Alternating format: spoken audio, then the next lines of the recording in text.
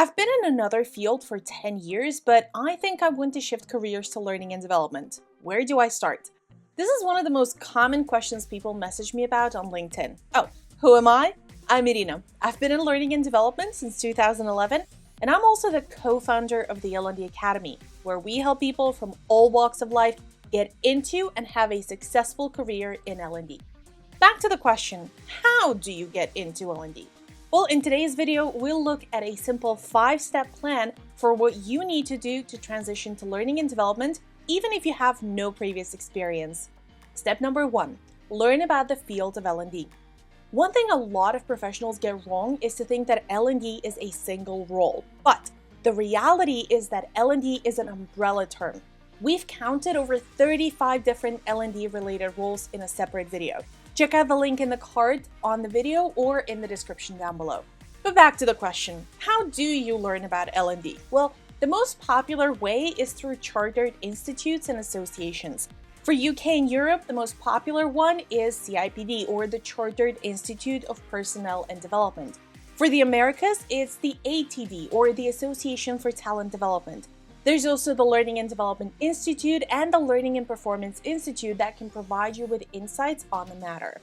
Apart from these, you can also become part of various communities like the L&D Shakers, Learning, Education and Training Professionals Group, the Training, Learning and Development Community, the Global Learning and Development Community, and of course, the L&D Academy community on LinkedIn. Another really great way to learn more about the field is to subscribe to different newsletters.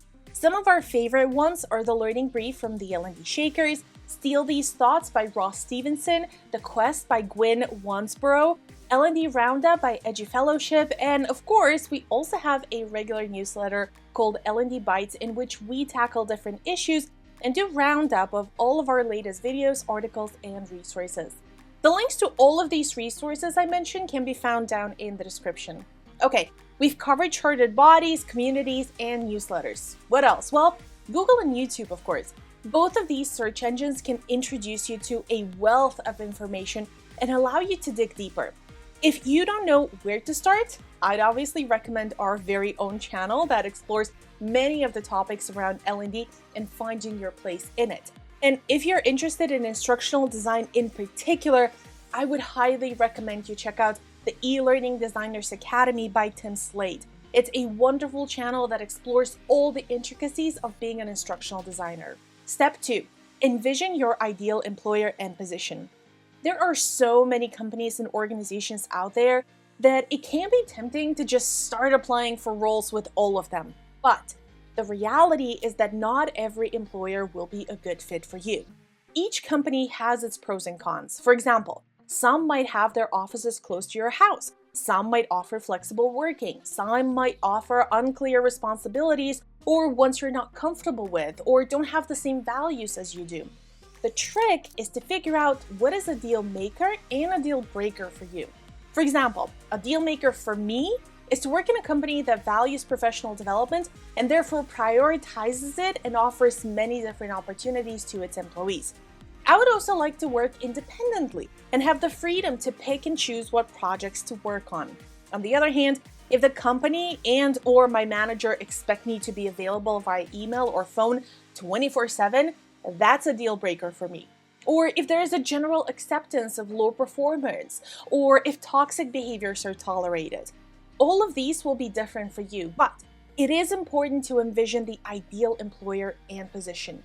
You will never find a company or a role that fits your vision 100%, but you can get a lot closer if you know what you're looking for. Step number 3, tell a story through your resume. When you apply to L&D roles with no previous experience in the field, your resume should tell a story. Not just any story, but the story of you switching careers, but that even though you don't have experiences, you are working on it. What would that look like in practice? Well, perhaps you've taken a course, completed a qualification program, you're working on a relevant degree, you've started organizing pro bono and volunteer training sessions in your local youth center. Whatever it is, make sure that the potential employer understands that you may not have all the skills and knowledge right now, but that you are working on it and you're on a journey to bettering yourself.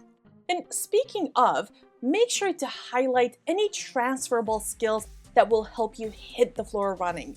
You may not have developed an online course before, but perhaps you've managed complex projects. You may not have analyzed the learning needs of an organization, but you've collected the training requirements of your previous team. You may not have facilitated a group discussion, but probably you organized your department's team building last year. Whatever it is, make sure it is loud and clear on your resume.